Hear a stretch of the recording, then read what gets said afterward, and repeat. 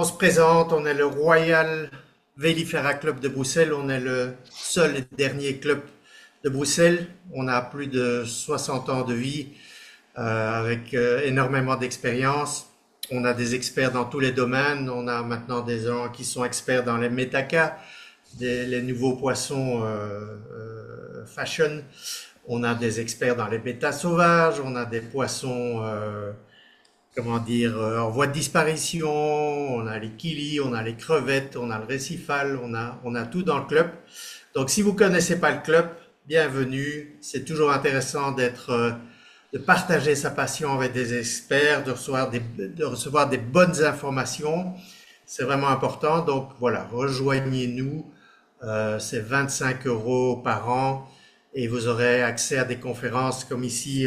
On essaie d'en faire une tous les mois, des conférences en live, on fait des bourses, on a été à Auvelais, la dernière bourse qu'on a fait, on était plusieurs. On va faire des visites, on espère pouvoir aller voir la filtration des bacs à Paradisa, on croise les doigts. Voilà, bienvenue à tous nos amis belges et français, parce qu'on voilà, on fait partie aussi de la Fédération française d'aquariophilie maintenant. Et ce soir, notre cher ami Luc Aylen, qui est le président, le royal président du club, qui est journaliste aussi, qui écrit de nombreux articles pour l'IKF, pour le bulletin de l'IKF de la Fédération belge, mais aussi notre bulletin mensuel du club, va nous parler aujourd'hui des gouramis. Et je ne connais pas du tout cette conférence, donc c'est une grande première pour moi. Et c'est un poisson merveilleux. J'ai d'ailleurs un couple de gouramis Shuna Gold dans mon aquarium qui est surchauffé. Alors n'hésitez pas à mettre des ventilateurs. Moi j'en ai deux sous mon bac. Il fait plus de 30 degrés dans la pièce. Je parviens à descendre à 26-27 degrés. Et aussi j'utilise, ça c'est très pratique, des petits glaçons en plastique. Voilà, je les mets au congélateur. J'en ai une vingtaine. Et plusieurs fois par jour, je le change et je refroidis mon aquarium en toute sécurité avec ces petits glaçons. Donc ça, c'est super bien.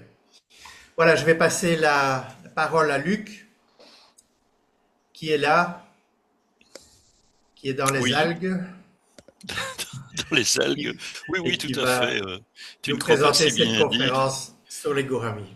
parce À qu'il toi y a la un peu de parole. filamenteuse. En fait, il y a deux aquariums sur mon bureau. Et donc, l'un, c'est ce qu'on appelle la souricière. C'est des petits conchilicoles du Tanganyika. Il y a des algues filamenteuses. Et à droite, il y a les tequilas. Il y a un peu d'algues aussi. Donc, j'espère ne pas finir en ayant la barbe verte. Et donc, effectivement, je suis peut-être réputé pour être cyclidophile, un peu maniaque obsessionnel, mais dans ma qui commence à devenir longue carrière d'aquariophile, j'ai aussi craqué il y a longtemps sur les fameux gouramis, sur certains tétras et sur certains kilis. Et donc aujourd'hui, bah, ça tombe bien parce que le climat dans lequel les gouramis se plaisent, c'est un petit peu ce qu'on a sur Bruxelles et la Belgique aujourd'hui. Alors, ben, je vais repartager mon écran et c'est parti, on plonge. Comme on est en Belgique, dans le pays de Magritte, j'ai retitré cette conférence « Ceci n'est pas un gourami, les aventures du labyrinthe ». Alors, ceci n'est pas un gourami, c'est très compliqué, voilà le plan. On va essayer de survivre jusqu'à la fin. Alors, le gourami, c'est en fait un terme qui n'a aucune valeur scientifique, mais qu'on utilise tous et qui plus est, très généralement, quand on parle de gourami, on sait tout ce que c'est. Donc, ce serait un terme qui serait emprunté au bengali. Comme vous le voyez, personne dans la nomenclature ne s'appelle comme ça, en tout cas de genre. Ce sont des entités, des familles, des genres qui sont proches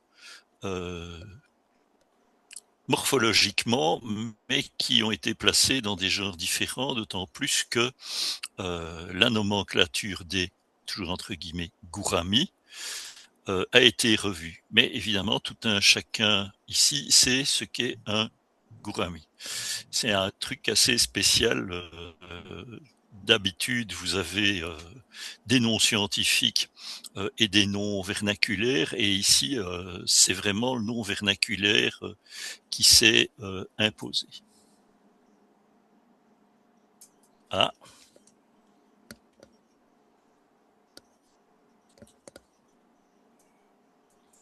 Ah, voilà. Donc, brièvement, vous avez vu la partie systématique. Je vous en fais grâce. Alors, on parlait il y a quelques dizaines d'années de labyrinthidés, on en parle parfois encore.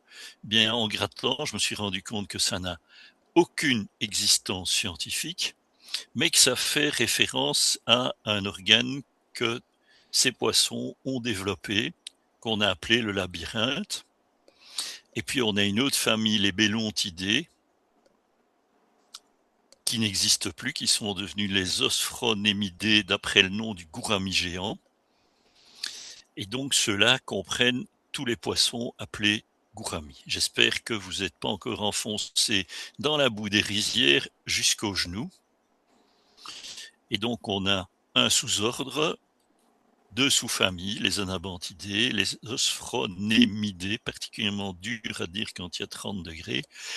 Et donc j'ai trouvé dans un travail de 1978 du département de zoologie systématique de l'ULB,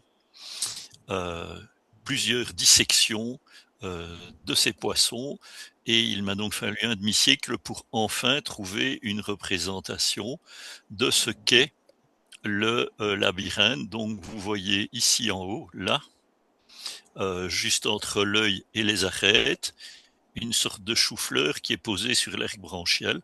L'arc branchial, il est désigné par la flèche bleue, donc ça c'est de profil. Et la flèche rouge vous montre toute cette espèce de trucs bizarroïdes et feuillés. Ça, c'est le labyrinthe, et ici on le voit côté intérieur, c'est-à-dire que la bouche est ici. Et donc vous voyez que c'est le principe aussi de certains substrats de filtration. On multiplie les surfaces d'échange. Alors ça sert à quoi? Ben, quand on vit dans des eaux très chaudes, je vous passe un cours de physique, mais plus il fait chaud, moins vous trouverez d'oxygène dissous dans l'eau.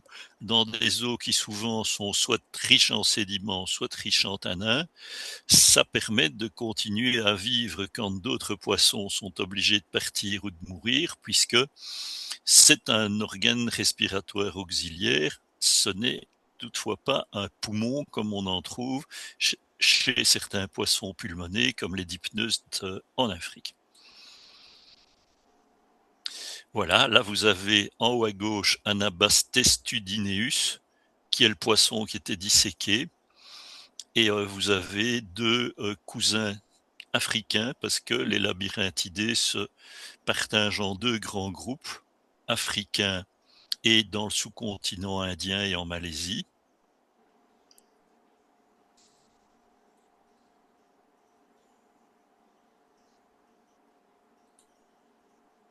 Ah. On va commencer à y voir plus clair. Donc, les osphronémidés vivent en Asie. Ce sont les genres que nous appelons des gouramis. Donc, l'ancien Colysa et l'ancien Trichogaster sont devenus Trichopterus, mais vous avez aussi les macropodes, les Trichopsis et les Spherictis. Alors, Osphonemus, on l'a mis pour... et là, ici, vous avez les Parosphomenus pasgourés et les bêtas. Alors, le genre le plus important de cette famille, c'est les bêtas en nombre d'espèces. Les bêtas qui se reproduisent à la fois selon le schéma nid de bulle, selon les espèces, ou selon le schéma incubateur. Alors, vous avez Bellontia que quasi plus personne ne connaît, mais qui sont d'assez beaux poissons. Les cténops qui sont les gouramis grogneurs. Alors, les Luciocéphalus, je vous les ai mis pour le fun parce que c'est le brochet de la famille. C'est un prédateur assez redoutable. Et les autres, ben, on ne les rencontre quasiment jamais. Voilà le Luciocéphalus. Et donc 14 genres, 133 espèces, 170, c'est-à-dire plus de la moitié, appartiennent au genre bêta. Voilà, là vous avez la bouche donc du Luciocéphalus, qui est le poisson osseux qui a la bouche la plus protractile par rapport à la taille de sa tête. Je n'en ai jamais vu dans le commerce et je pense que, sauf en bac individuel ou si vous avez trop de jeunes dans vos élevages, ce n'est pas tout à fait le sympathique client à garder. Et donc voilà, Trichogaster, c'est fini, faut mettre une croix dessus définitivement. Et je vais essayer de m'y tenir, mais c'est pas garanti. Voilà, vous voyez les deux macropodes qui sont des poissons tout à fait géniaux à garder parce que l'hiver, on peut les tenir dans un bac à peine chauffé et l'été, surtout en été comme celui-ci, si vous avez des auges de plâtrier, donc des grandes auges rectangulaires, c'est très facile de les maintenir et de les faire se reproduire. Juste, ils ont un caractère parfois un petit peu trempé.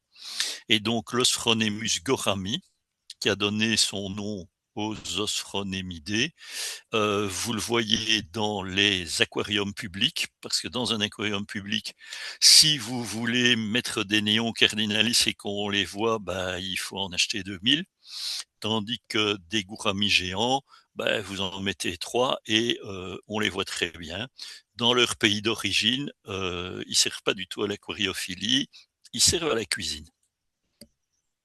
Bon, vous me direz que dans certains coins d'Amazonie, on mange bien des discus. Ici, je vous ai mis quelques petits bêtas. Le coccinea est vraiment superbe, mais extrêmement délicat à conserver, mais c'est très tentant quand même. Et ici, vous avez tout le genre Parosphromenus, dont je pense toutes les espèces sont sur la liste des espèces en voie de disparition. Alors, je vous ai mis tous ces charmants animaux uniquement pour vous faire saliver, parce que on ne va parler que des gouramis. Et donc, ceci, c'est curieusement le labyrinthidé sur lequel j'ai craqué quand j'étais encore à l'Athénée, je crois, qui est beaucoup moins coloré que d'autres membres de sa famille, mais je l'ai trouvé vraiment sympa avec ses jolies couleurs, pas trop énervant avec les femelles. Et comme vous voyez, le patron de coloration avec des barres brunes et bleues fait quand même un petit peu penser au Lalia. Alors, on y va. Il n'y a pas de définition scientifique du gourami. Ça fait, je ne sais pas, 10 minutes que j'essaye de vous en convaincre. Mais on peut dire qu'un gourami, c'est un Osphronemidé qui construit un nid de bulle, qui a des nageoires modifiées en filaments ou en tout cas pointues, qui est équipé d'un organe respiratoire auxiliaire. Et en gros, vous avez deux morphologies, les gourami-gourami, qui sont aplatis et qui ont des nageoires filiformes. Et puis, à pelvienne courte et au corps cylindrique, c'est toutes les espèces de grogneurs. Et les Parosphromenus sont un petit peu entre les deux, mais plutôt du genre cylindrique. J'avais dit qu'on n'en parlerait plus, mais j'ai pas pu m'en empêcher. Alors, la distribution géographique des gouramis, c'est là. Vous voyez la zone qui est en vert. Donc, tout ça, c'est des provinces zoogéographiques, aussi un truc compliqué à dire. Et donc, cette famille se trouve ici dans l'Inde, la péninsule indo-chinoise, Malaise, l'Indonésie. Alors pourquoi il n'y en a pas en Nouvelle-Guinée?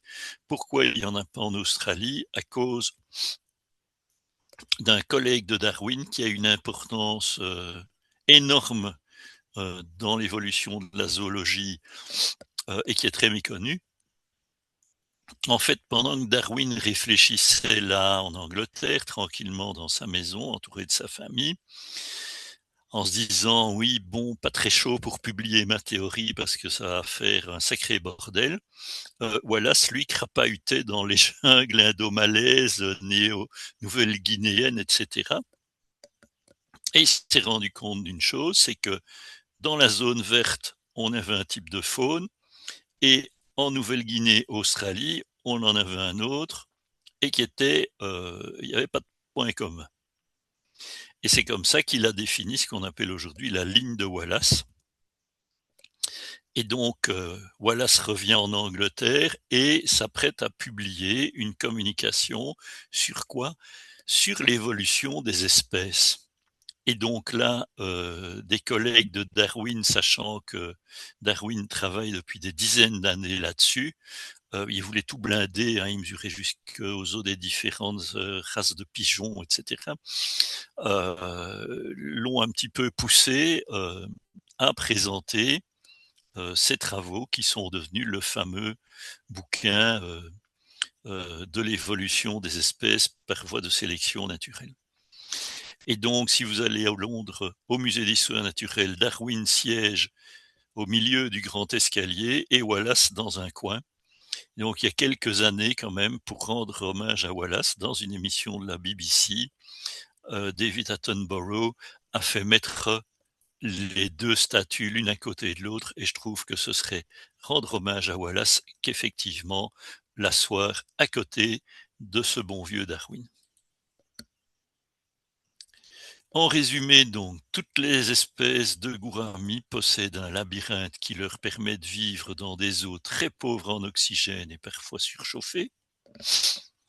Ils sont adaptés à la nage dans les eaux lentiques. Ils construisent un nid de bulles pour la ponte, le plus souvent avec de la végétation dedans. Et on les trouve dans deux grands types de milieux. Les milieux ouverts, ce sont en général les rizières, les rives de rivières un peu importantes. Vous mettez la Sambre à Namur et ça vous fait à peu près le bon format, qui sont légèrement acides à neutre et qui sont souvent extrêmement chargées en sédiments minéraux. Bref, elles sont boueuses. Et l'autre milieu, c'est le milieu forestier et des petits ruisseaux, des eaux lentiques justement, qui sont extrêmement acides.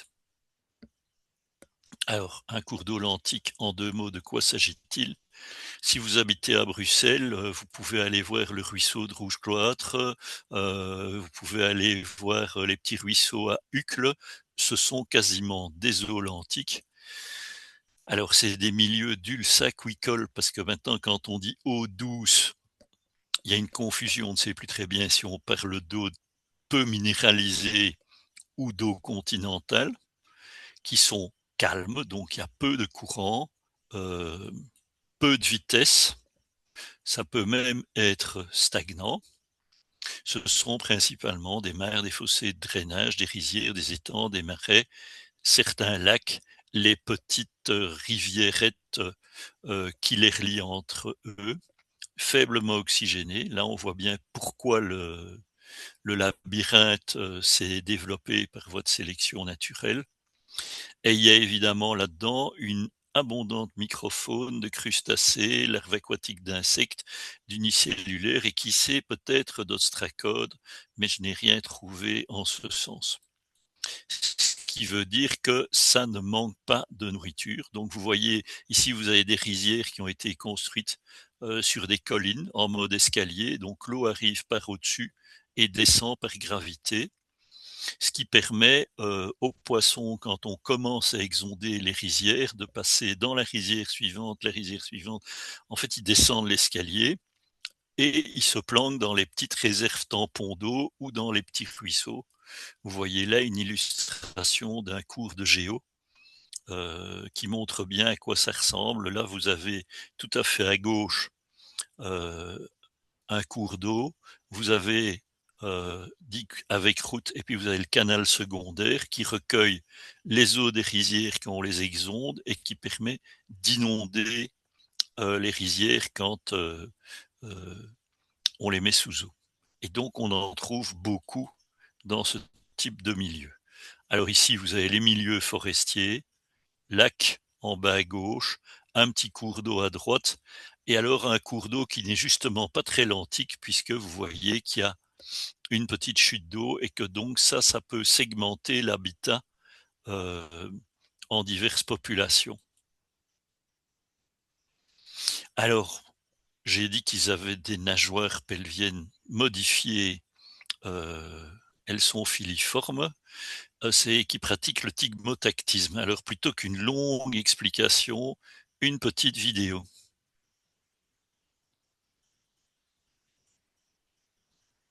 Là, vous voyez, ils font du tigmotactisme.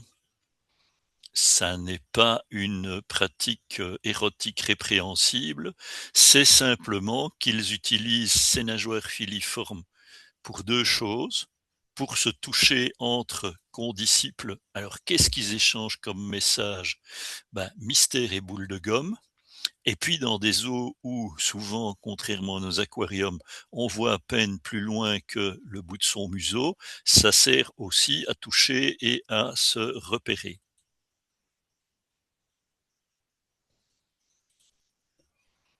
Tiens, je croyais que j'avais enlevé ce genre de truc. Alors, en effet, les mâles construisent des nids de bulles et à ce moment-là, ils sont plus l'espèce est petite, plus il est speedé le mâle. L'émission des œufs et leur fécondation donnent un enlacement typique des partenaires, mais pas seulement chez les gouramis. Si vous avez déjà élevé des bêta splendens, c'est pareil, c'est bien connu et comme les bêtas ont souvent, d'assez belles nageoires impaires, ça ne passe pas inaperçu et donc les œufs sont fécondés dans cet enlacement, puis le mâle les récupère et il va les placer dans le fameux nid de bulles. Alors ici, je vous ai trouvé une vidéo d'un lalia. Alors l'idée n'est pas, tout à fait, folle, comme on pourrait le croire en regardant. Vous voyez qu'il y a une sorte de cloche de plongée, c'est-à-dire que, le lalia a construit son nid. Le nid est protégé par une espèce de cloche de plongée, ce qui évite que les courants dans l'aquarium ne le détruisent. Et donc vous allez voir que le gars, il est complètement dingue parce qu'il va chercher de l'air hors de la cloche, il le remet dans la cloche, il le reprend et il fait des petites bulles qu'il met dans le nid. Alors vous voyez que le Lalius, il faut plus dire Lalia, le Lalius, fait un nid, dans lequel il inclut des végétaux. C'est sûrement pour consolider le nid et aussi pour un peu le camoufler aux yeux de tous les nombreux oiseaux qui se promènent et qui seraient ravis de manger quelques gouramis. Voilà. Ah, il vient nous dire bonjour. Et le voilà parti. Vous voyez pourquoi on a mis une cloche. Vous voyez en haut à gauche le fort courant qu'il y a dans le bac. Alors ça, c'est pas du tout une eau lentique dans ce bac. Voilà, hop, hop, hop, hop. Et il va nous souffler une bulle. Eh ben non, il va rechercher un peu d'air. Il retourne. Hop, il la souffle dans la cloche. Bref, comme je vous disais, la brave bête, la reproduction, faire le nid, ça le rend complètement cinglé. Le gourami miel, le dimorphisme sexuel est tellement fort qu'au début, il a été décrit sous 2 espèces, Shuna pour le mâle, Sota pour la femelle. Le gourami bleu, et puis le gourami chocolat, où là, le seul moyen, je pense, pour avoir euh, des couples, ben, c'est d'en acheter plusieurs et de laisser faire la nature. Donc, en suivant la flèche, le dimorphisme est de moins en moins évident. Pour les gros gouramis, il y a quand même quelques petits trucs. Alors voilà, vous voyez en haut à gauche un gourami miel mâle et la femelle. En bas, les petits gourami chocolat et évidemment the king of the group, le Léry ou gourami perlé qui est vraiment superbe de chez superbe.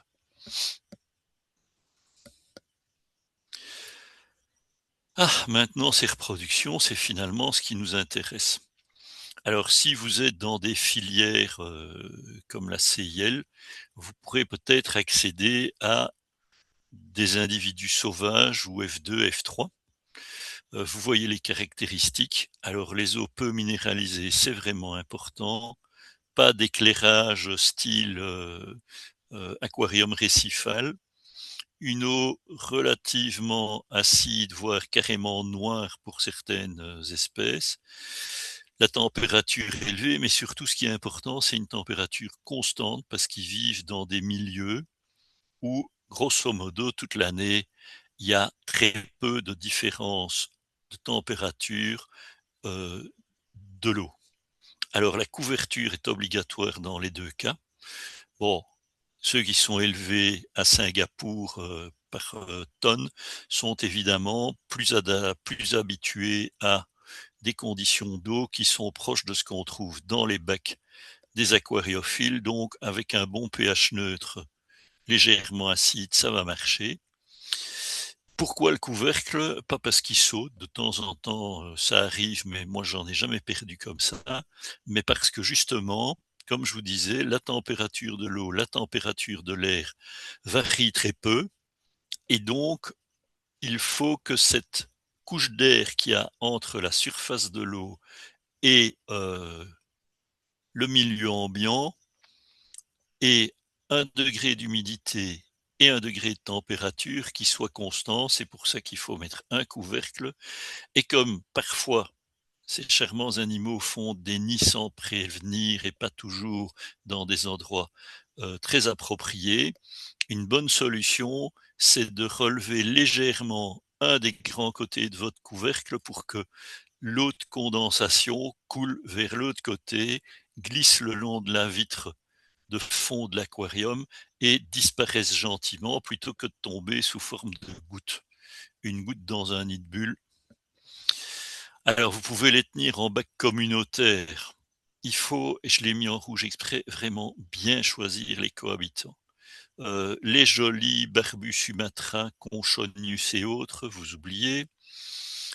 Évitez de les mettre avec les charmants Pelvica chromis, bref, tous les poissons qui sont un petit peu agressifs parce que ils vont terroriser vos gouramis et surtout, mais ils vont bouffer tout sans rien leur laisser. Filtration sans turbulence pour reproduire les conditions de leur milieu. Alors, il est super important d'avoir à la fois une plantation au sol très dense, donc vous pouvez mettre euh, des petites plantes en tapis. Il faut quand même toujours laisser un endroit dégagé pour que la nourriture qui n'a pas été gobée soit facilement accessible. Quelques grandes plantes style échino et aussi des plantes à tiges genre Kabomba, Grophilia, je vais y arriver. Et puis très important, moi je mets toujours du Riccia et ou plutôt et des fougères de Java flottantes. Je me répète, c'est l'âge, stabilité thermique, donc couvercle indispensable. Puisque c'est un bac communautaire, on peut baisser dans la minéralisation et on peut aussi euh, baisser le pH.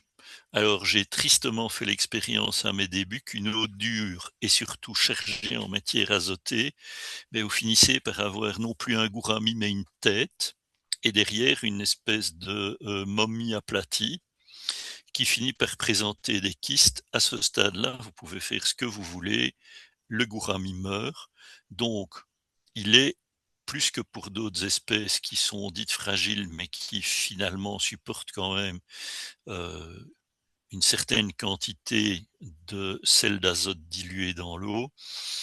Pour les gouramis, moins il y en a, mieux ils se portent. Et donc, vous voyez que c'est aussi là utile d'avoir des plantes à croissance rapide. On peut mettre de la grenouillette en surface et l'enlever au fur et à mesure parce que c'est une véritable pompe à nitrate et les gouramis n'aiment pas trop les nitrates. On peut faire un bac régional. Alors, pour les petites espèces, vous voyez que le bac peut être petit et vous pouvez mettre 2 couples ou 3 couples de Lalius. Très vite, ils vont définir des frontières. Alors les mâles euh, s'intimident un petit peu à la frontière, c'est bien, ça leur donne des couleurs. Les grandes espèces, les grands gouramis, il faut des bacs beaucoup plus grands et là, il vaut mieux, mettre un harem de gouramis, c'est-à-dire un mâle et 3 ou 4 femelles. Idéalement, ça devrait être, comme les cyclidés, des bacs plus larges que hauts. Dans le cas des cyclidés, c'est pour permettre d'avoir un plus vaste territoire au sol. Dans le cas des gouramis, c'est pour accroître la surface d'échange entre l'eau et l'air. Il faut quand même un peu se méfier de la territorialité des mâles. Il y a des mots que j'aurais pas dû écrire si j'avais su qu'il y aurait 30 degrés. Euh, Territorialité des mâles, ça dépend vraiment des individus et ça dépend du volume mis à leur disposition et ça dépend aussi de l'abondance de la plantation parce que les grosses plantes sont des signaux visuels qui leur permettent de définir chacun un territoire. Si vous les mettez dans un bac où il y a 3 cryptocorines et 2 galets, c'est clair que les mâles se voient tout le temps et vont se friter tout le temps. Température 25 à 27 degrés. Donc, réfléchissez bien à votre contrat avec votre fournisseur d'énergie. Alors voilà, je vous ai mis quelques compagnons calmes et de petite taille, parce que les gouramis, ils sont lents. Et pour certains, comme les barbus Sumatra, leurs longues nageoires filiformes sont appétissantes. Et puis oui, ils aiment vivre cachés sous les plantes flottantes ou à proximité d'une racine ou d'un bouquet de plantes. Alors, un très chouette compagnon qui est pas trop remuant, mais surtout qui vit au sol, c'est le Bottia striata, qui provoque des crises de nerfs chez tous les aquariophiles parce que ils communiquent en faisant claquer leur mâchoire et ce claquement, ça fait exactement le bruit d'une fissure qui se répand dans le verre d'un aquarium. Euh, dans les autres poissons que je vous ai mis en bas et qui sont illustrés à la dia suivante, mon préféré, c'est le barbeau cerise, le Puntius titea, qui est assez calme, qu'on peut tenir en banc. Comme c'est un poisson de banc, dès qu'il y a 3 mâles, ils sont de la couleur que vous voyez là à droite, c'est-à-dire rouge cerise, tout en ne mettant pas la révolution dans le bac. Le Margaritatus, qui est quand même un peu plus agité quand il se sent à l'aise, j'aime moins. Et alors les tout petits Bororas et Microdevario, ça c'est sans problème, on peut en mettre 5, 10, 15 dans le bac. Et évidemment, vous me voyez venir, après le bac régional, j'avais oublié que j'avais mis une notion technique. Filtre intérieur sur mousse bleue et substrat minéral alvéole ouverte, c'est-à-dire de la chabacite ou des trucs comme ça.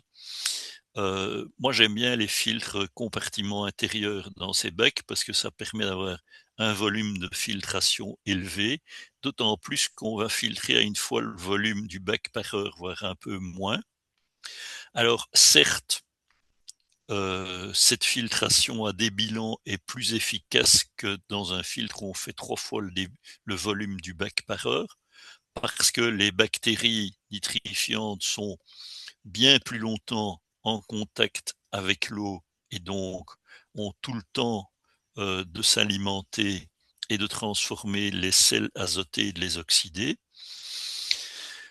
Il est clair que si vous avez 2 pains de mousse, ça vous permet de la jouer classique. Vous allez, quand vous faites votre changement d'eau hebdomadaire, en rincer un, le remettre en place et la semaine suivante, vous rincez l'autre. Maintenant, si vous vous trompez de pain, je vous rassure, ça n'a jamais tué personne. Et donc, comme je vous disais, il faut une plantation dense avec des couloirs entre les massifs et des plages à l'avant. Donc, les cryptocorines, les fougères, des grandes, belles plantes. Alors, il y a des très grandes cryptocorines, mais elles sont rares et chères parce qu'elles poussent lentement. Donc, souvent, les échinos, c'est mieux, même si c'est pas du tout asiatique. Les plantes flottantes, et puis, il faut mettre des bois. Alors, c'est un peu en fonction de votre goût, mais il faut quand même pas un gros bloc, pas une souche, il faut que vous ayez des ramifications. Et alors la fausse bonne idée, évidemment, c'est les bambous. Mes premiers gouramis, je les ai mis dans un bac où j'ai pris des tuteurs de bambou du jardin, donc c'était bien sec. Et je les ai plantés dans le quartzite avec 5-6 cryptocorynes autour, et j'ai installé un couple de gouramis nains dans un aquarium d'une 40aine de litres. Ça s'est passé merveilleusement bien. Et puis au bout de 3-4 semaines, les bambous se sont entourés d'un joli manchon mousseux. Et puis il y a de longs poils blancs qui sont sortis. Et puis là, je me suis dit, il y a quelque chose qui va pas. J'ai donc sorti les bambous du substrat. Et là, ça a vraiment été. J'ai encore l'odeur dans le nez. Euh, les bambous qui étaient la partie qui était enterrée dans le substrat étaient noirs. Dégageaient de délicieuses odeurs d'œufs pourris. Et donc, je me suis dit que c'était pas une bonne idée. Je les ai jetés. Vous pouvez évidemment toujours risquer le coup, non pas avec des bambous, mais avec une quelconque graminée aquatique. Là, elle est habituée. Vous mettez un substrat nourrissant, vous mettez vos racines, vous les calez, et puis vous mettez du sable. Les gouramis ne fouillent pas, donc vous êtes tranquille. Mais là, pour ce qui est du couvercle qui est indispensable, vous avez un problème parce que très vite, vous avez des graminées qui sortent de 40 centimètres de votre aquarium. On peut le faire avec du riz, par exemple, hein, mais c'est très joli, mais ça me semble pas une super bonne idée. Et sinon, mais ça, c'est pas du tout mon goût, vous pouvez aller acheter quelques touffes de superbes bambous en résine chez votre détaillant préféré. Alors voilà, je vous ai mis ici à droite en bas le type de racine que les gouramis aiment bien. Vous pouvez aussi la poser dans l'autre sens, hein. Alors, les bacs gourami only, moi j'ai beaucoup aimé parce que comme ce sont des petits poissons, sauf les 2-3 grandes espèces, mais la plupart de ceux qu'on maintient, c'est quand même des petits poissons, des bacs de 50-60 litres, c'est pas mal.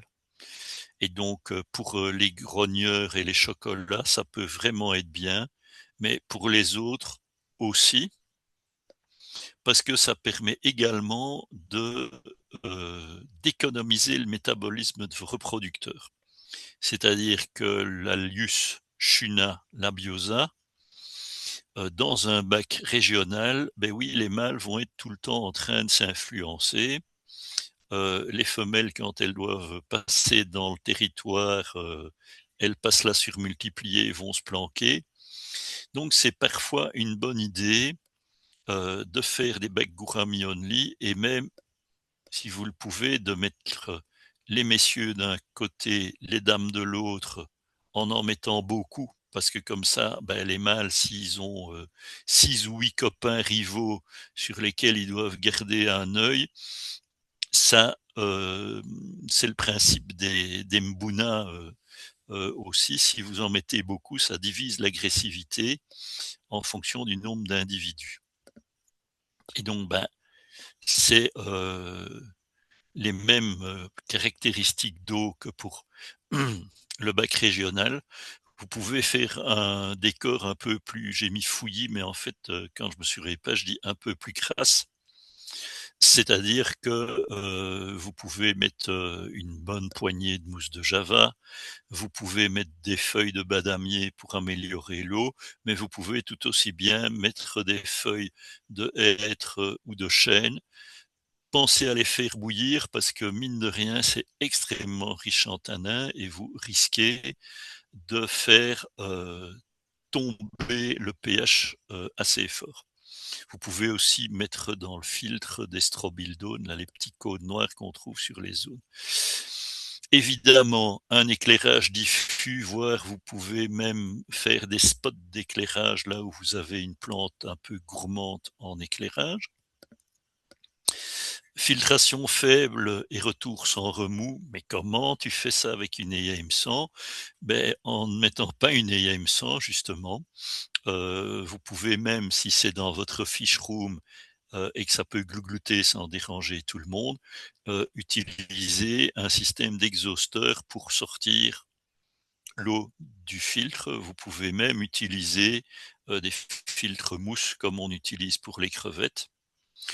Donc je me répète pas pour la décantation interne. Oui, j'avais pas dit, il y a 2 autres avantages, c'est d'une facilité d'intervention incommensurable par rapport à sortir un filtre à air d'un aquarium. Ça dérange tous les occupants et ça dérange madame parce qu'il y a de l'eau sur le parquet en chêne du XVIIIe siècle. Hem, Tandis que sortir un pain de mousse, vous pouvez toujours mettre un seau au-dessus de l'aquarium, ça évite de foutre de l'eau boueuse partout. Et évidemment, si vous avez mal remis les tuyaux et que c'est un filtre extérieur, il y a toujours un petit risque d'inondation et donc puisqu'il y a pas de filtre intérieur, il y a pas de risque d'inondation. Voilà pourquoi je préfère les filtres intérieurs. Alors les bacs de repro, là, vraiment, il faut des filtres mousse et il faut régler le blup blup, le débit d'air très faiblement et bien régler la sortie de l'air, heu, pour éviter que vous ne bulliez joyeusement avec vos grosses bulles à vous, le joli nid du mâle avec ses petites bulles à lui, il va pas apprécier. Alors moi je mets un sol la plupart du temps nu ou alors juste une fine couche de gravier, quelques plantes dans des petits pots en terre cuite, ça coûte 2 fois rien et vous pouvez mettre du substrat, riche là-dedans, le filtre en coin ou le filtre mousse. Et alors, à mes débuts, pour climatiser ce genre de bac, c'était génial. Je prenais des gros bocaux à cornichons, que je remplissais d'eau, que je plongeais donc dans un coin du bac et puis je mettais la résistance séparément à l'horizontale. Oui, bon, pourquoi se faire souffrir puisque maintenant on a d'excellentes résistances avec thermosondes électroniques incorporées qui sont totalement immergeables et qui peuvent se poser à l'horizontale. Combi électronique immergeable, c'est génial. Et donc le couvercle avec des cales pour, comme je vous le disais, une fois que vous voyez où le nid commence à se construire, mais vous conduisez l'eau de condensation à l'autre bout. Ça fera vraiment plaisir au mâle. Vous avez vu le taf que c'est pour lui de construire son nid. Alors, si vous voulez être certain d'échouer, j'ai un peu regardé sur le net avant de faire cette conférence et j'ai trouvé le truc qui est vraiment le contre-exemple, mais le gars était vraiment très fier de mettre sa photo. Voilà. Alors, au fond, vous voyez derrière le bloom pot, le pot de fleurs, la résistance chauffante qui est à l'horizontale avec le thermostat électronique. Je ferai pas ça parce que je suis pas du tout certain que ça va être, étanche à long terme. Et puis vous voyez donc que pour un poisson qui construit son nid de bulles sous la surface, on lui a gentiment mis un pot de fleurs, génial pour les ancistrus et les cyclidés de l'ouest africain. Et à la couleur du mâle et de la femelle, vous comprendrez que stressés comme ils sont pas prêts de se reproduire. Alors pour les Pelvica chromis, c'est évidemment un truc complètement parfait. Bon, on va voir quelques espèces phares. Je vous ai mis un mâle Léry, qui est, en pleine parade nuptiale. C'est quand même un des plus beaux poissons qu'on puisse trouver en aquariophilie.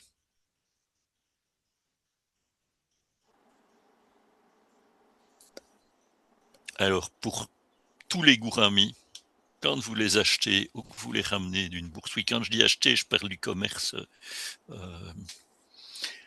imposez-vous et imposez-leur une quarantaine. Alors je précise dans des bonnes conditions. Si c'est pour les foutre dans un bac tout nu, et les stresser pendant 1 ou 2 semaines, si pour éviter qu'ils meurent de maladie, vous les tuez de stress, c'est pas une bonne idée. Donc la quarantaine doit quand même être déjà un petit peu modulée Gourami. Quelques plantes dans des pots, une racine.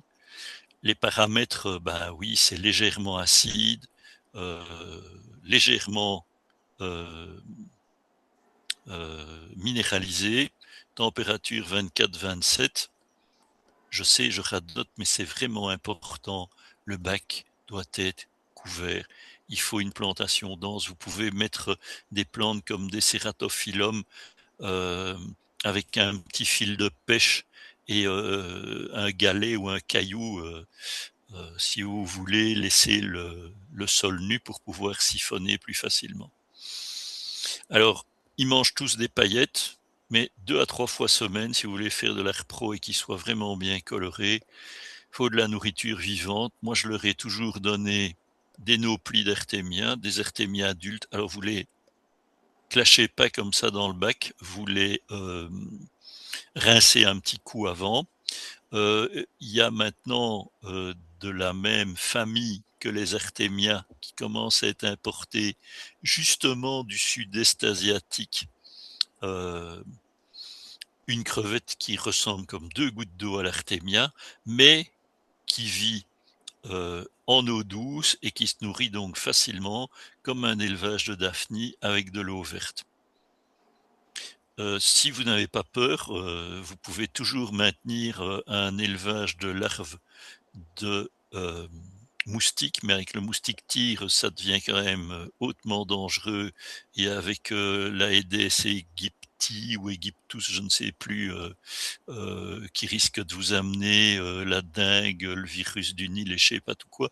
C'est quand même devenu plus rock'n'roll qu'il y a une dizaine d'années, mais si vous gérez bien le truc, ils adorent les larves de moustiques. En fait, ils adorent toutes les proies qui se promènent près de la surface.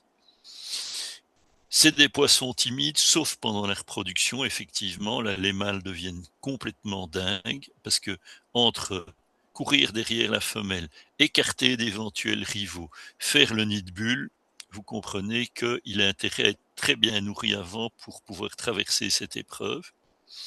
Il est indispensable de ménager des abris à la femelle et de mettre en présence du mâle une femelle dont vous voyez déjà que les 2 ovaires sont développés, c'est-à-dire que vous voyez juste derrière les opercules un gonflement significatif et même généralement l'endroit devient blanchâtre. Alors, oui, les alevins de tous ces gouramis sont de petite taille. Donc, au départ, il faut les nourrir d'infusoires et de rotifères. Les infusoires non sélectionnés, c'est hyper facile à cultiver. Vous allez dans un endroit où vous trouvez encore des prés de fauche qui n'ont pas été spritchouillés d'engrais et d'autres pesticides. Vous les reconnaîtrez parce que ces prés de fauche-là, ils ressemblent à un green de golf tellement ils sont verts, mais avec une herbe plus haute. Donc pas là. Vous cherchez, je sais pas, un potager bio dans votre quartier et simplement vous allez couper proprement une poignée de graminées. Vous les coupez chez vous au sécateur ou au ciseau en morceaux plus courts. Un grand bocal de 1 litre, vous en mettez dedans. Vous mettez surtout pas de l'eau du robinet parce que comme elle est chlorée, pour faire éclore des infusoires, vous allez plutôt les tuer. Donc vous prenez un peu d'eau de pluie, un peu d'eau dans un de vos aquariums et au bout de quelques jours, l'eau se trouble. Vous pouvez nourrir soit avec le voile du dessus, soit avec une grosse seringue à gaver que vous trouvez dans n'importe quelle pharmacie ou sur des sites spécialisés. Et vous dispersez à proximité du nid et des alevins votre culture d'infusoire. J'entre pas dans le détail des cultures de rotifères parce que là, on va être parti jusqu'à 1h du matin. Et puis, vous passez au naupli d'artémia. Le naupli d'artémia, c'est le truc miracle qui a sauvé l'aquariophilie de l'ennui. Parce que sinon, on en serait toujours à élever des gros poissons à qui on peut tout de suite donner du verre de vase haché, ce qui est quand même un truc assez dégueulasse à faire. Et à mon avis, c'est quand même pas super sympa non plus pour les larves de moustiques chironomes de commencer par les hacher avant de les jeter dans l'eau où elles finissent dans l'estomac d'un jeune poissonneau ou pire, en train de pourrir sur le fond. C'est une des raisons pour lesquelles un bac d'élevage de jeunes, c'est pas mal de laisser le fond nu. Alors tout va très bien se passer jusqu'au moment où vers 3 semaines, ça dépend des espèces, le fameux labyrinthe va se former. Alors là, il vaut mieux ne pas avoir trop de hauteur d'eau, mais ça sert non plus à pas grand-chose de vouloir les élever dans 10 centimètres d'eau. Les alevins vont monter en surface et commencer à piper de l'air. Si à ce moment-là, votre aquarium n'est pas bien couvert, vous n'avez pas subtilement penché la vitre de couverture pour évacuer l'eau de condensation, comme je l'ai expliqué tantôt, mais vous risquez de les tuer parce qu'ils vont piper de l'air qui est plus froid que le milieu dans lequel ils vivent et c'est pas bon pour leur santé, ça les tue, ou au moment où ils viennent piper, ils se prennent une goutte qui est 10 fois plus lourde qu'eux, et en fait, quelque part, on peut dire que ça contribue à une sorte de noyade. Alors, on va vite voir les anciens colisa. Le Lalia qui est devenu Trichopterus lalius, c'est une question d'accord grammatical, mais dans mes jeunes années, je suis sorti avec une étudiante en philo classique, mais on était assez peu intéressé par une formation en grammaire latine et grecque, donc je peux pas vous dire si l'alia est masculin et l'alius féminin ou le contraire, mais c'est une question d'accord. Le Colisa shuna, Trichopterus shuna, et le Colisa labiosa, Trichopterus labiosa. Lui, c'est le premier qui a été décrit, vous voyez, 1822. Il vient du nord de l'Inde, du Bengale, mais on le trouve plus à l'est aussi. Alors, il fait 5 à 6 centimètres. Il y a tout un tas de formes colorées d'élevage, à tel point que ça devient compliqué de trouver la forme sauvage que je vous ai illustrée ici. Et donc, vous avez monsieur forme sauvage à gauche, madame forme sauvage à droite. J'ai dû bien chercher et je n'ai trouvé une photo de femelle sauvage que chez Tom Badet. Donc, rendons-lui ce qui lui appartient, c'est-à-dire cette photo. Et puis, vous avez les formes d'élevage. Vous avez le cobalt. Alors, si vous comparez la ligne qui va de la bouche du poisson au premier rayon de la dorsale, vous voyez que le bleu et le sauvage sont encore génétiquement assez proches. Vous voyez par contre que le rouge, on se demande s'il n'a pas croisé un Steatocranus casuarius parce qu'il commence à avoir une déformation du crâne. Et alors l'arc-en-ciel, ça je pense que c'était une repro poubelle chez un éleveur à Singapour, mais qui s'est dit ça va sûrement se vendre et de fait c'est vendu. Alors déjà, bon moi perso les variétés trafiquées j'aime pas trop. Et le laliane est quand même, c'est un poisson facile, mais c'est quand même un poisson qui est exigeant. C'est-à-dire que si vous n'êtes pas pile poil sur ses conditions de maintenance, il va mourir très vite. J'ai constaté que, en tout cas, j'ai un jour essayé un rouge et ça s'est pas bien passé du tout parce que ils sont vraiment fragiles. C'est-à-dire que même dans des conditions de maintenance standard pour un gourami, ils n'ont pas fait long feu. Alors, notre ami Labiosa, le Colisa à grosses lèvres, qu'on a vu tantôt, il est assez costaud et on le confond souvent avec le fasciata. Vu sa taille, on le voit pas plus. Je pense on le voit plus dans le commerce. C'est un poisson qu'on voit encore parfois dans les aquariums publics. Et puis voilà, mon petit copain, le labiosa.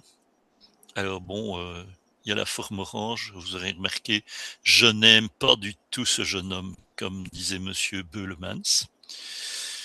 Vous avez diverses formes colorées, donc un doré, un rouge, et tout en bas, j'ai jamais su si c'était une forme colorée ou si c'était simplement un labiosa qui était atteint d'une infection franche et massive de la cavité abdominale. À droite, j'aime pas du tout. À gauche, comme je vous l'ai dit, c'est un poisson que j'ai maintenu pendant des années avec beaucoup de plaisir.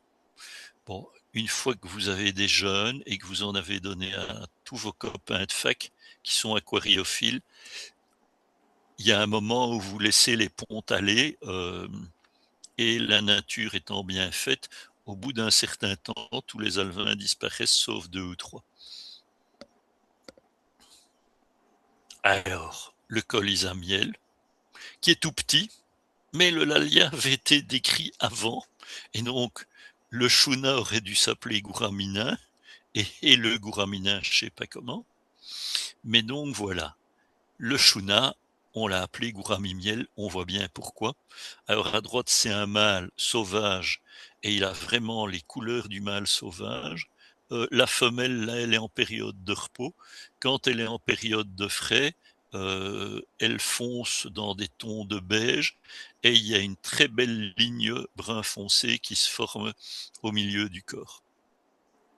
Là, dans le bac, chez le détaillant, je vous souhaite good luck pour trouver un mâle et une femelle parce qu'ils sont tous les deux blafards comme la femelle ici sur la photo.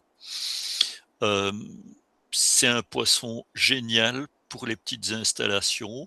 Il est un peu territorial, c'est-à-dire que dans un petit bac, vous ne pourrez maintenir sans doute qu'un mâle et une femelle. Alors pour la paix de la femelle, c'est peut-être mieux de mettre 2 ou 3 femelles. Elle risque d'un peu se friter, mais beaucoup moins que si vous mettez 2 mâles ou que si vous laissez un mâle avec une femelle parce que il est mononeurone, c'est-à-dire qu'il a un seul neurone qui va de sa tête à son estomac et un autre qui va de sa tête à ses testicules. Et donc, dès qu'il voit une femelle, il ne pense plus qu'à ça. Et en général, il finit soit par la tuer directement, soit par la stresser tellement qu'elle meurt parce qu'elle ne mange plus. Comme je l'ai écrit, vous pouvez aussi parier sur un aquarium de 120 et là, vous pouvez mettre un groupe et parfois, vous avez la chance qu'ils s'entendent bien et que la vie s'organise en groupe et c'est vraiment très chouette parce que quand il est bien dans un bac, c'est vraiment un très joli poisson et un très chouette poisson à observer. Alors, les anciens trichogastères. Le Trichopodus trichopterus. Vous vous dites, mais c'est quoi cette enflure? Il y a 3 formes. Spotted, qui est la forme sauvage, la forme marbrée et la forme jaune, qui est un mutant naturel. La forme marbrée, c'est un mutant naturel aussi, mais qui est apparu dans un élevage chez un monsieur qui s'appelle, je crois, Cosby, et donc on l'appelle parfois le gourami bleu Cosby. Alors, le léri, pas besoin de préciser. Donc, le gourami bleu, il est grand. Localement, il se consomme. Il y a une vingtaine d'années, dans les épiceries chinoises, vous voyez des secs à surgeler là, de 5 litres, dans lesquels vous aviez des gouramis bleus en pagaille, quelques léris, ça me faisait vraiment mal au ventre. Et alors, celui dont je parle pas ici, parce que formellement, il n'a pas beaucoup d'intérêt, dans sa biologie non plus. C'est le gourami argenté. Bon, c'est un poisson gris. Si vous voulez garder des gouramis, gardez-en qui soient colorés. Et donc, vous avez le sauvage. Ils viennent du bassin du Mékong, mais ils ont une très large distribution. Alors, petit, le dimorphisme sexuel, vous oubliez, donc faut acheter un groupe. Les nageoires impaires sont rondes chez la femelle, pointues chez le mâle, et à la taille adulte, le mâle est quand même un peu plus costaud que les femelles. Les conditions de maintenance, vous pouvez les maintenir dans l'eau de distribution de Bruxelles, ça va tout à fait bien. Mais à mon avis, si vous habitez du côté de Spa, ça va tout à fait bien, peut-être en ajoutant un petit morceau de calcaire dans l'eau. Alors, plutôt type Tonlé Sap, on reparlera du Tonlé Sap tantôt. C'est un étrange milieu aquatique en Indochine. Pas la peine de les mettre dans un aquarium de 80 de haut, mais dans un bac de 50-60, ils sont tout à fait à leur aise. Et oui, je me répète, il faut une abondance de plantes et des racines, c'est joli et ça leur permet de se mettre à l'ombre et de s'abriter. Alors voilà les deux formes bleues, hein, le spotted en haut à gauche, le Cosby marbré en bas à droite. Moi j'ai une préférence pour le marbré parce que le spotted c'est sympa mais c'est un peu monotone. Et puis vous avez le doré. J'ai beaucoup gardé doré, mais il est quand même, je trouve, moins costaud que les deux formes bleues. Pour vous dire, j'en ai gardé dans la pièce d'eau à poisson rouge de ma sœur, c'est-à-dire qu'on les mettait petits venant du magasin, c'était un autre climat, début juin, et on les retirait vers la rentrée des classes, et on avait d'un coup des poissons qu'on avait achetés à 5-6 centimètres qui faisaient facilement le double, voire plus. Qu'est-ce que j'en faisais? Je ne les mangeais pas. Je les vendais à des copains en faisant un honnête bénéfice. La solution, vous voyez, c'est quand même d'assez grands bacs et c'est des harems, donc un mâle pour 6 à 8 femelles. Ça divise l'agressivité du mâle et ça permet à ces dames de se reposer de temps en temps. Alors, réfléchissez bien avant de les reproduire parce que c'est minimum 500 œufs. Il faut nourrir aux infusoires puis au micro-verre. Bonjour la culture d'anguillules du vinaigre, du verre à banane, éventuellement des drosophilaptères. Donc vous partez pour un gros truc.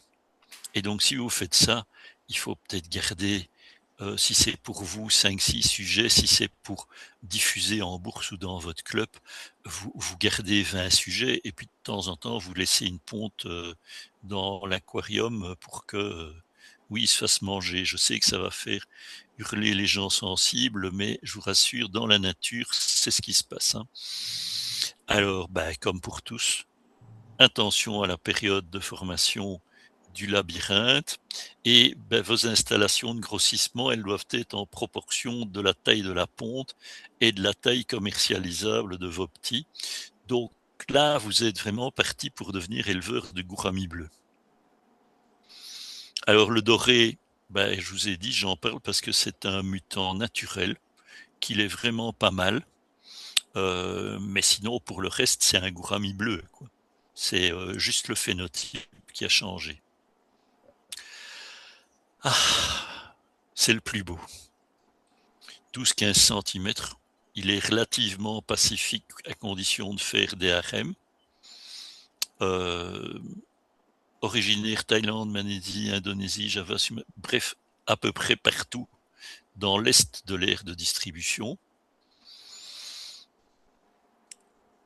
Comme je vous dis, vous pouvez l'élever sans problème dans l'eau de distribution à Bruxelles, mais bon, il n'aime pas du tout les forts courants, donc évitez la canne de retour de votre pompe, achetez plutôt une petite canule avec des petits trous, ça ira mieux. Et donc oui, vous pouvez saloper le fond avec des feuilles de chêne, de badamier, des coques de fruits tropicaux et tout, ça ne le dérangera pas. Là, vous avez le même mâle, profil gauche, profil droit. Vous aurez deviné qu'il pense tout doucement à se reproduire parce que la photo de droite, il est en train de piper de l'air pour faire son nid de bulle. Alors, on va vraiment les survoler à tout crin, les gouramis que moi j'appelle hors catégorie, donc le genre Trichops. les gouramis grogneurs et gouramis nains grogneurs, le genre Spherictis. Longtemps, il y a eu que le gourami chocolat. Maintenant, il y a un autre gourami qui est plus coloré. Mais personnellement, j'ai toujours bien aimé le gourami chocolat, même si dans mes jeunes années, toutes mes tentatives de maintenance ont lamentablement foiré. Pas de reproduction. Au bout de 6 mois, il mourait. On a fait techniquement beaucoup de progrès et on a aussi fait intellectuellement beaucoup de progrès. Il est clair que je les maintenais dans des conditions qui, pour eux, étaient à la limite supérieure de ce qu'ils pouvaient encaisser et que donc, au bout d'un certain temps, l'organisme craque. C'est, comme je viens de le dire, techniquement exigeant. Ils sont pas toujours très gentils, et comme le dimorphisme sexuel, quand on les achète, n'est pas évident, ben, il peut y avoir de sévères bastons entre mâles. Comme on les met dans des petits bacs, plus c'est petit, plus l'équilibre est délicat. Et donc, voilà une des erreurs de maintenance que j'ai faites quand j'étais dans le secondaire et à l'UNIF. Et puis, ils sont petits, leurs alevins sont minuscules, hyper fragiles. Donc, attention, température de l'eau, de l'air constante, qualité de l'eau constante, et à la formation du labyrinthe, même comme ça, il y a quand même une sacrée élimination. Voilà, moi j'ai fait le Pumila. Alors, je vous ai mis un Pumila jeune parce qu'en général, c'est comme ça que vous les verrez dans les bacs des détaillants ou dans les sacs en bourse. Et alors, le Vitata, qui a été décrit par Cuvier et Valenciennes, un mot de ces deux gars, qui travaillaient au Muséum d'histoire naturelle. Cuvier a même traversé la Révolution française en gardant la tête sur les épaules.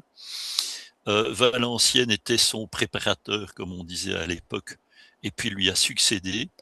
Et on dit qu'en tout cas, Cuvier, il suffisait de lui montrer un os de n'importe quel vertébré, il était capable de vous dire de quel os il s'agissait, et bien plus fun, de quel animal il s'agissait. Alors on connaissait évidemment moins de vertébrés que maintenant, mais respect, parce que ces gars ont fait un travail de zoologie descriptive et de systématique euh, qui est la base encore aujourd'hui de toute la systématique en zoologie.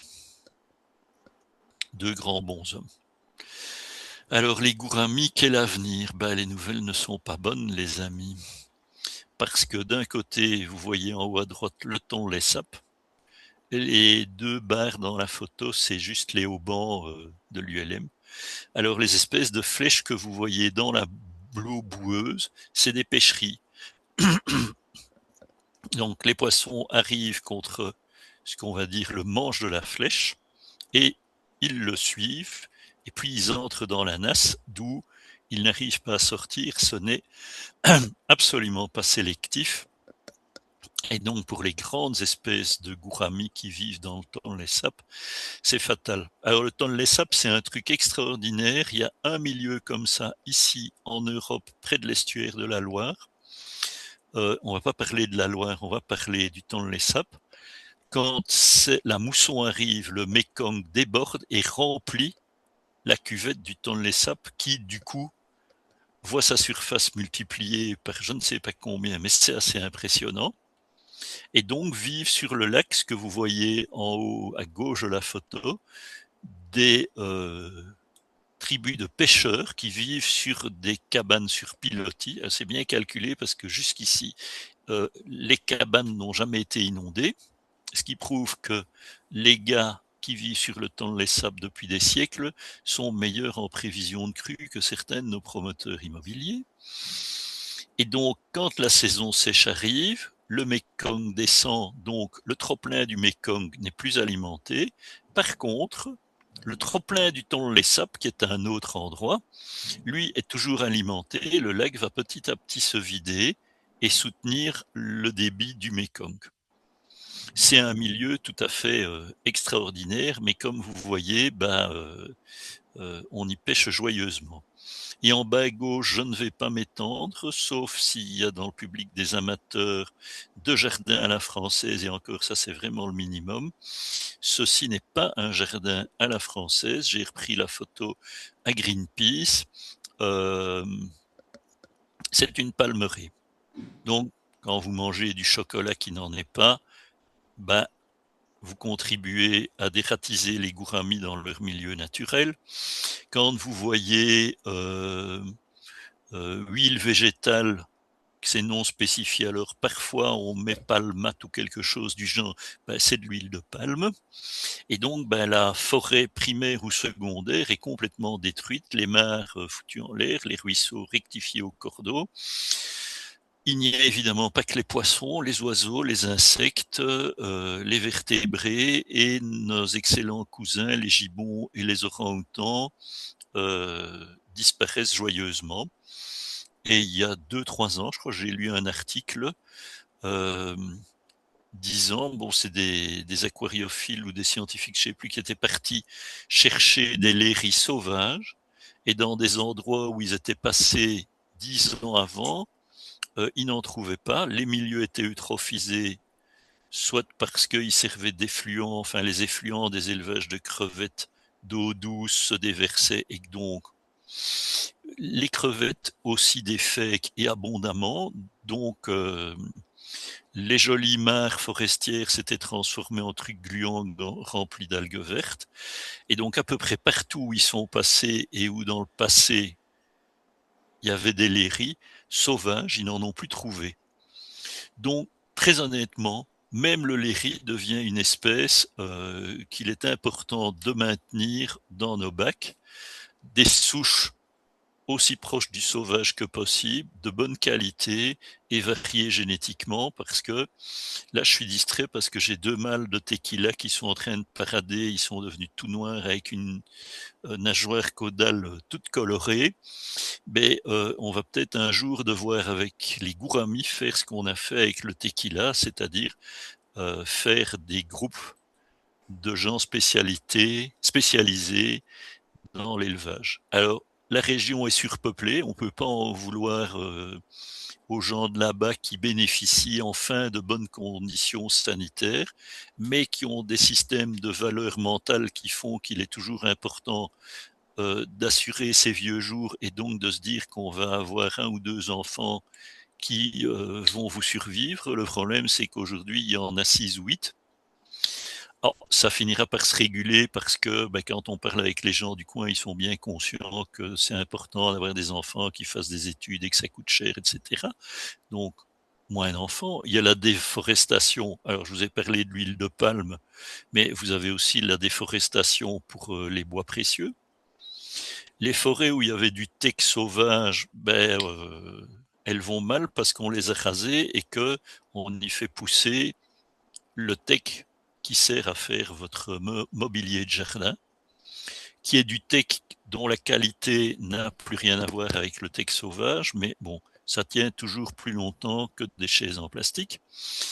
À partir du moment où les pesticides sont arrivés, les petits agriculteurs locaux les ont utilisés dans leurs plantations de riz, leurs plantations vivrières. Sur les plantations de palmiers à huile sont largement arrosées aussi.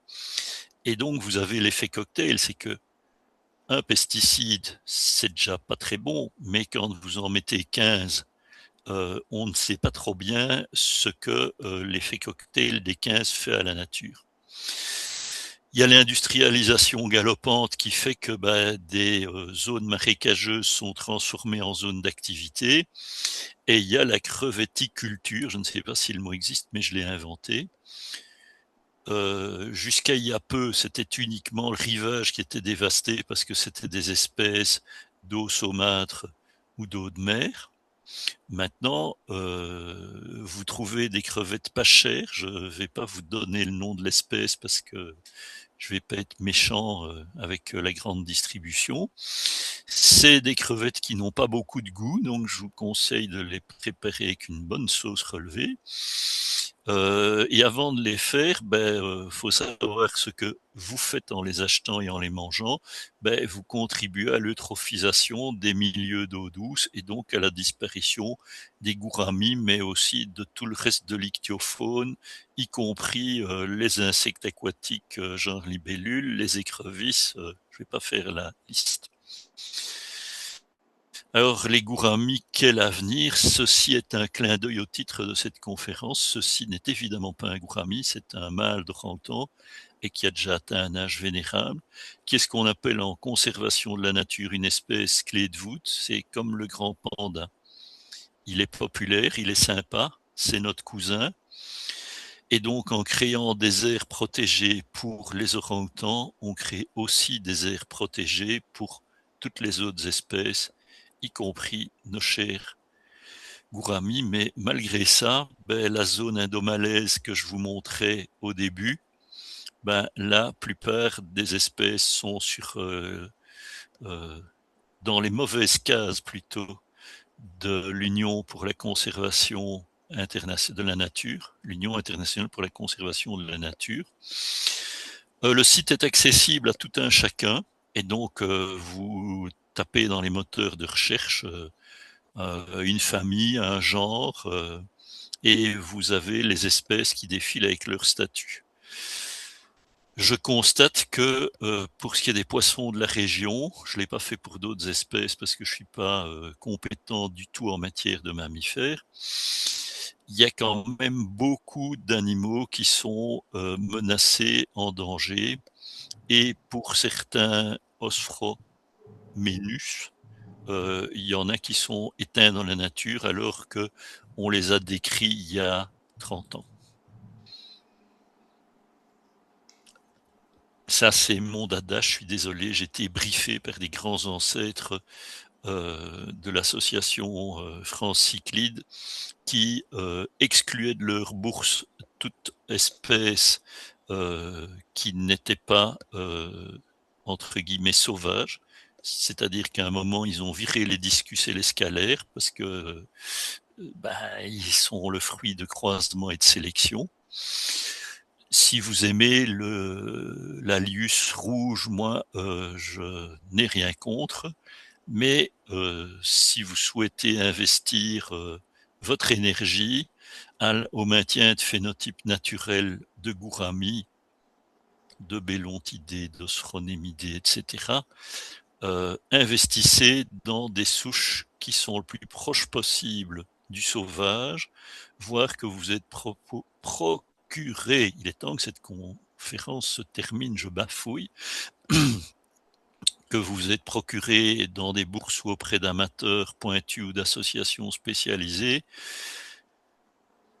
Je pense que c'est à la fois une question d'avenir pour notre hobby et c'est aussi une question d'avenir pour ce que j'appellerai jusqu'à mon dernier souffle la nature, mais que la modernité a baptisé du doux nom technocratique de biodiversité.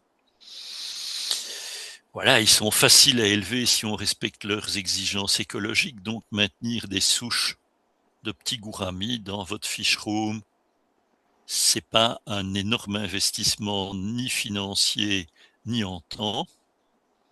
Alors allez-y, plongez, vous ne le regretterez pas.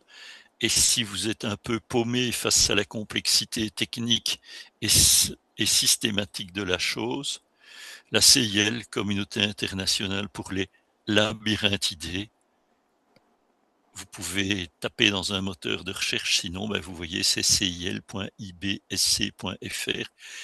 Ils font aussi dans le bêta de concours, leur président, patron et animateur est un gars tout à fait sympa, tout à fait compétent, et en plus c'est un puits de science. J'espère que j'ai pas dit des bêtises en matière de systématique, sinon je suis certain qu'un de ces quatre, je vais avoir un mail où il me dira « Oui, attends, là tu t'es gouré, en fait la bonne appellation c'est ça ».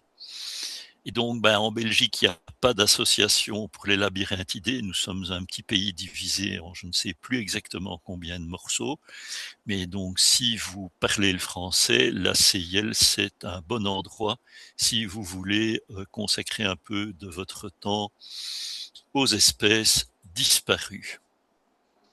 Voilà, vous avez donc nos amis orang-outans, et grâce à eux, peut-être qu'on va sauver les gouramis et les bêtas forestiers.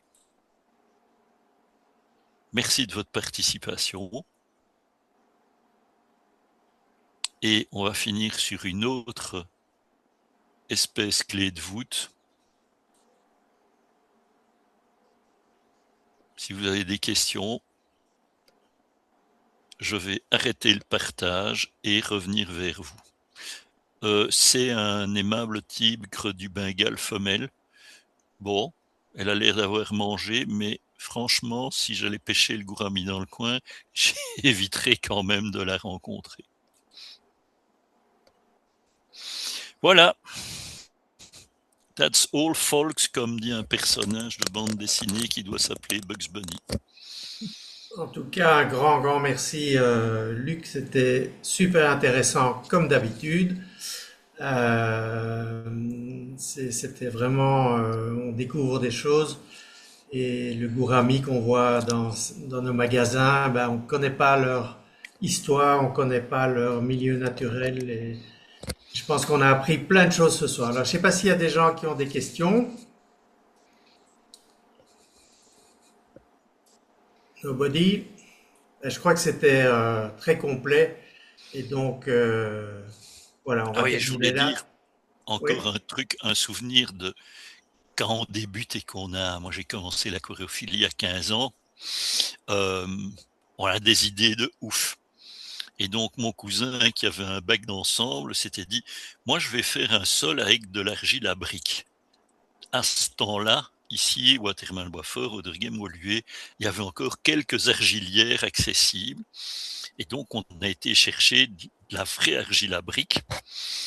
Bon, mon cousin a fait ce qu'on appelle en bruxellois du mishmash, hein, donc de l'eau et de la terre. Il a mis ça au cordeau au milieu de son aquarium, du quartzite autour et du quartzite au-dessus.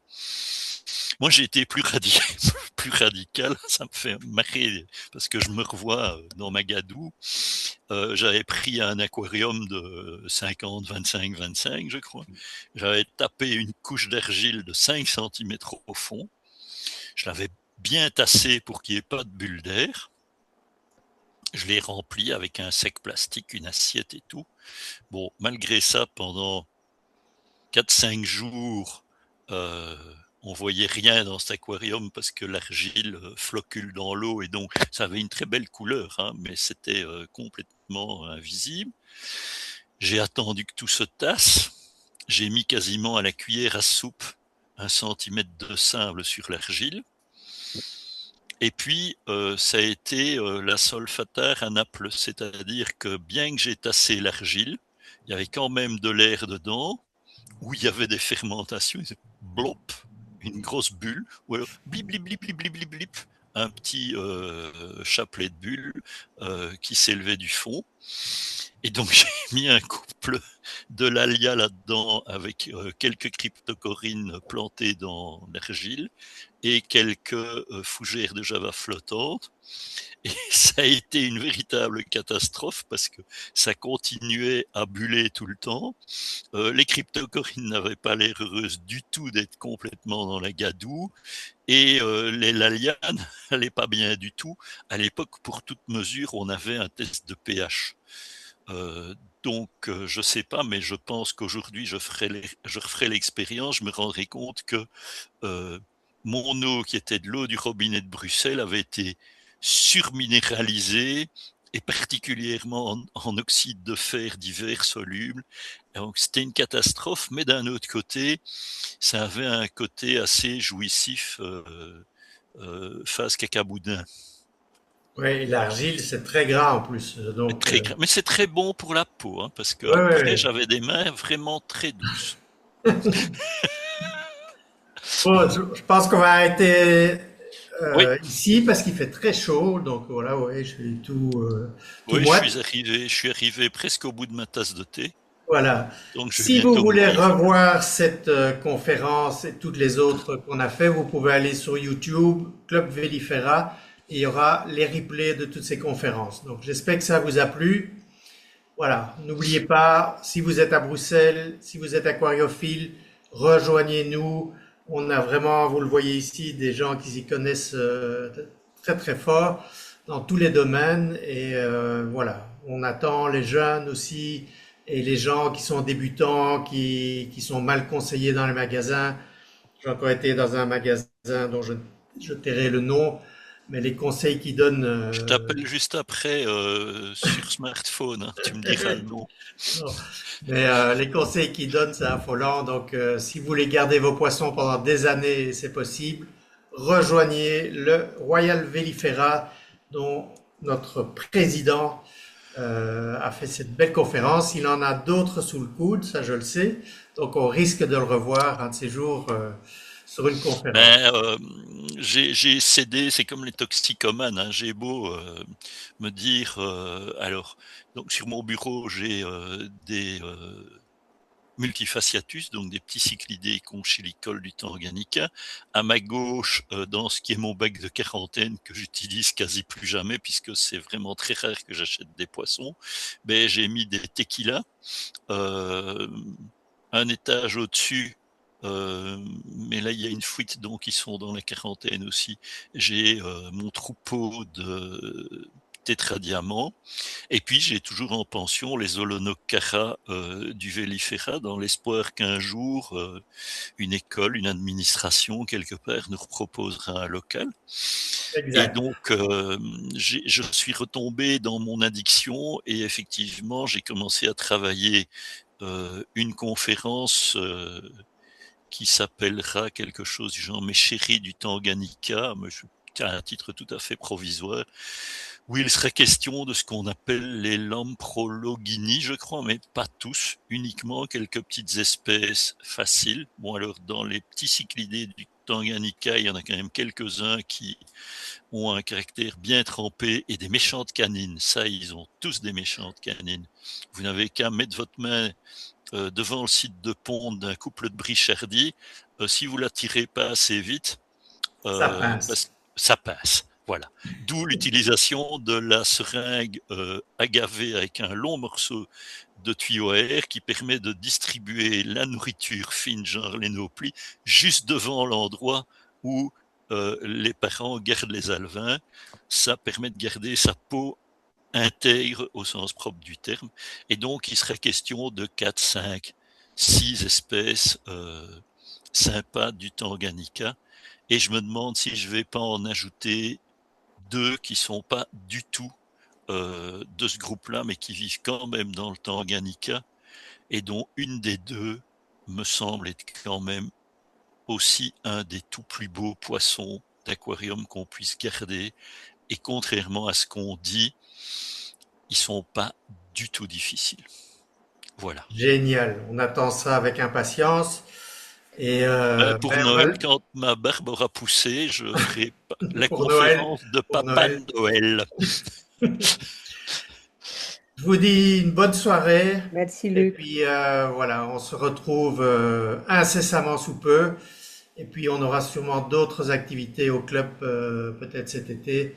Ça, on va organiser ça. Voilà, bonne soirée à tout le monde. Bonne soirée, bonnes Et vacances, ne prenez pas trop chaud parce que voilà. bonne fin de cuisson.